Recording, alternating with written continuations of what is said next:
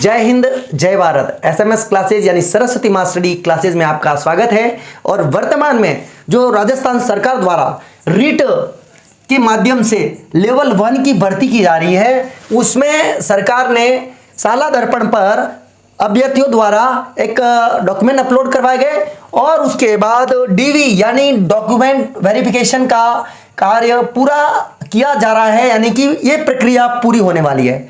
अब इस प्रक्रिया के पश्चात दस्तावेज सत्यापन यानी कि डॉक्यूमेंट वेरिफिकेशन के पश्चात क्या रहेगी प्रक्रिया, इस पूरी प्रक्रिया की जानकारी दूंगा, वो भी किसी तथ्य के आधार पर। यानी कि सरकार ने सबसे पहले जब आपने रीट में 90 से ज्यादा अंक प्राप्त किए थे, तो जिन लोगों ने 90 से ज्यादा अंक प्राप्त किए थे उनके आवेदन मांगे गए थे 2 गुना मेरिट जारी करने के लिए। तो जो नोटिफिकेशन जारी हुआ था वो जारी हुआ था 31/12/2021 को, यानी कि दिसंबर में जो नोटिफिकेशन जारी हुआ था स्पेशल जिनके 90 से ज्यादा अंक है उनके लिए सरकार ने नोटिफिकेशन जारी किया था और उसमें समस्त बातें बताई गई थी। और आपने आवेदन किया, फिर 2 गुना मेरिट आई, फिर आपने डॉक्यूमेंट अपलोड किए और आपका जो डीवी यानी दस्तावेज सत्यापन का कार्य पूरा हो चुका है।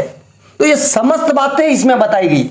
अब उसमें बहुत सारी ऐसी बातें थी जिनको अपन ने नहीं पढ़ा, तो उन्हीं बातों के आधार पर मैंने पूरा डायग्राम बनाया है।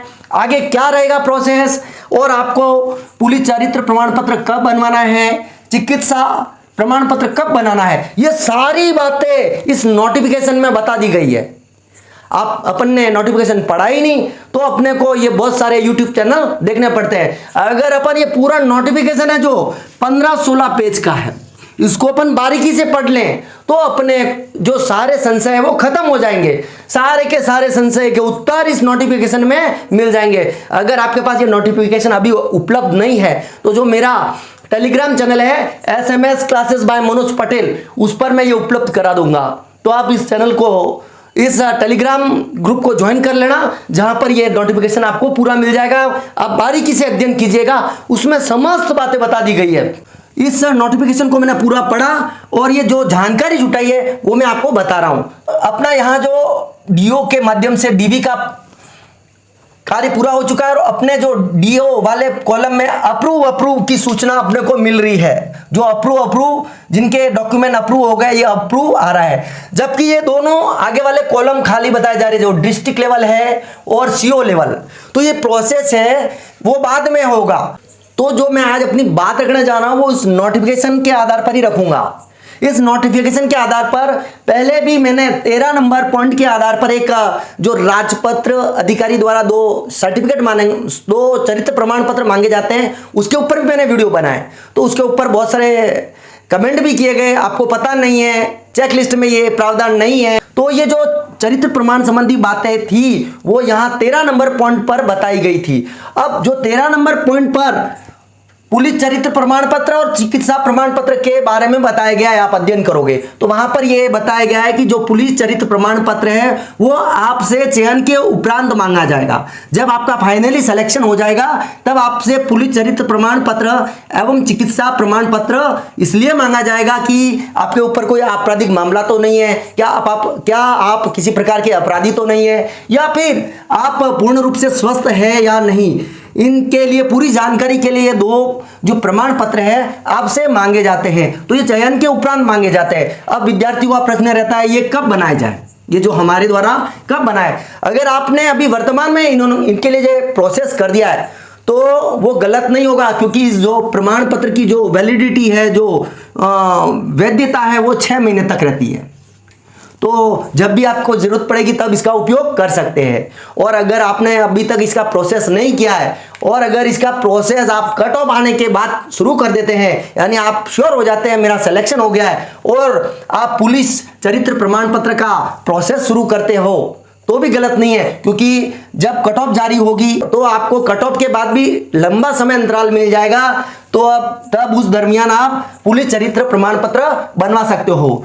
जो चिकित्सा प्रमाण पत्र बनेगा वो आपके जो आदेश जारी हो जाएंगे उसके बाद बना लेना, उसके लिए कोई ज्यादा समय नहीं लगता है। तो ये उसी समय बन जाएगा जो चिकित्सा प्रमाण पत्र है। लेकिन जो पुलिस चरित्र प्रमाण पत्र उसमें कुछ ज़्यादा टाइम लगता है, तो आपने अभी तक इसका प्रोसेस कर लिया है तो कोई दिक्कत नहीं है, क्योंकि इसकी वैधता है वो 6 महीने है। और अगर आप इसका प्रोसेस कट ऑफ आने के बाद करते हैं तो भी कोई दिक्कत नहीं है, क्योंकि कट ऑफ के बाद भी आपको समय मिलेगा नियुक्ति ज्वाइनिंग में, तो तब तक आपका ये पुलिस चरित्र प्रमाण पत्र बन जाएगा। और मैंने एक पुलिस चरित्र प्रमाण पत्र कैसे बनाए इसके ऊपर भी वीडियो बनाया था, तो उसमें एक बात कहना भूल गया था, यानी कि सबसे पहले तो आप ई मित्र जाओगे, वहां प्रोसेस होने के बाद जब आप पुलिस थाने जाओगे तो 2 गवाहों के आपको आधार कार्ड लेकर जाने हैं, और आधार कार्ड जो फोटोकॉपी होगी उस पर उनके सेल्फ अटेस्टेड करवा कर लेकर जाना है, वो आपको वहां पेश करने हैं। तो आप भूलना मत, जब भी आप थाने में जाओ तो 2 गवाहों के जो आधार कार्ड है वो साथ में लेकर जाने, जो आपके पड़ोसी हो सकते हैं, आपके आसपास जो आपको जानते हो। तो ये बात मैं उस दिन कहना भूल गया था। तो पुलिस चरित्र प्रमाण पत्र बनता है तब आपको इस बात का ध्यान रखना है, अब अपन बात करते हैं 14 नंबर पॉइंट, चयन प्रक्रिया।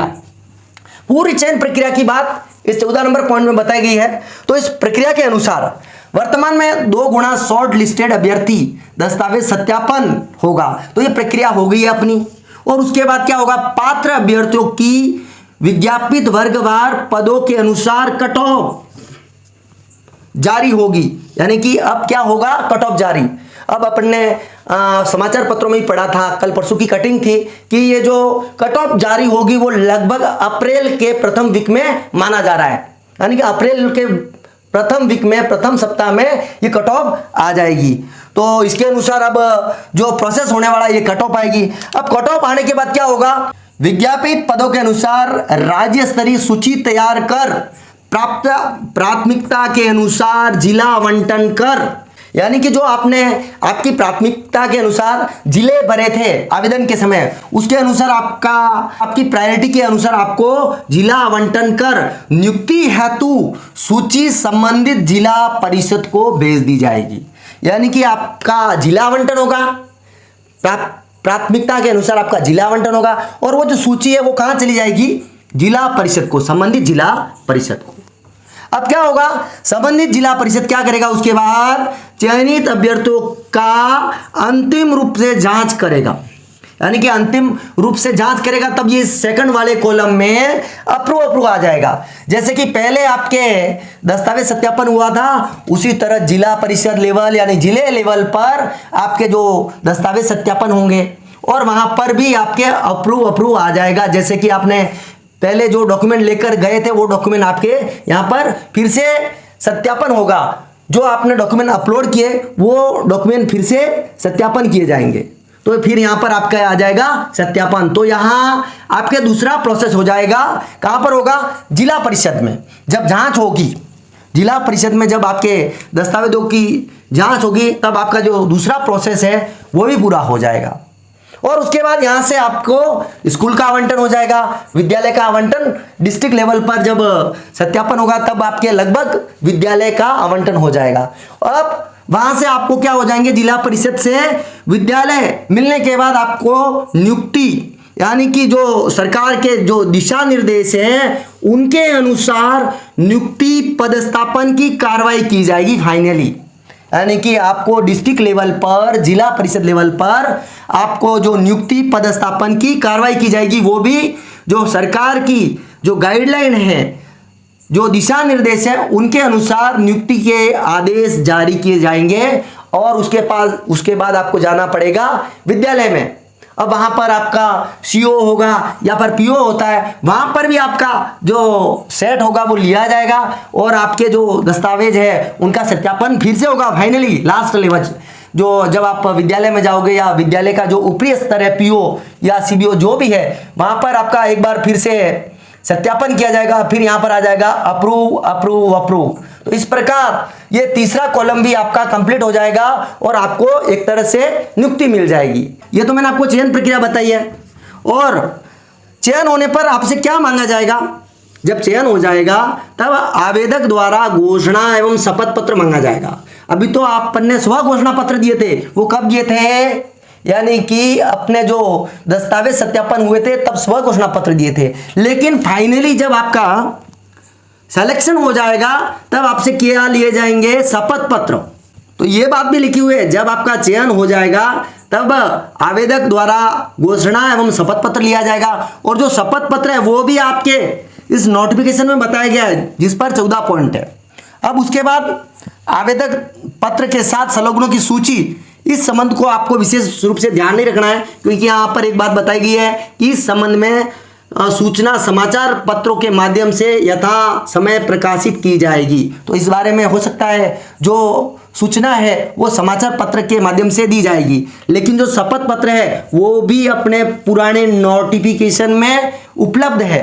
तो ये जो सारी मैंने बातें बताई आपको इस नोटिफिकेशन के आधार पर बताई है। हमारा प्रयास यह रहता है कि आप तक सही व सटीक सूचना पहुंचे। अब तक मुझे जानकारी है कि मेरे एरिया में बच्चों को पूर्ण जानकारी के अभाव में, यानी कि जानकारी के अभाव में वो ऐसे पेपर तैयार करते हैं जिनकी जरूरत नहीं रहती है। एसएमएस क्लासेस का यही उद्देश्य है विद्यार्थियों तक सही सूचना पहुंचे।